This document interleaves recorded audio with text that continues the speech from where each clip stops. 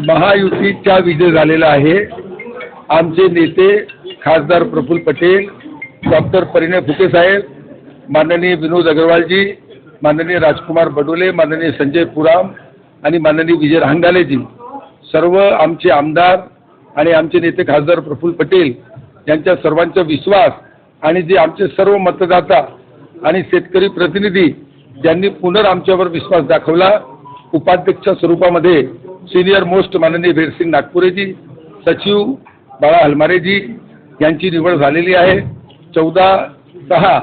पण आम्ही पूर्ण संचालक मंडळ आता आजपासून बँकेची प्रगतीसाठी, शेतकऱ्यासाठी आणि सामान्य वर्गासाठी याच्यापेक्षा चांगल्या पद्धतीने आम्ही काम करणार आणि एकजुटीने पूर्ण संचालक मंडळ काम करतील असा माझा विश्वास आहे।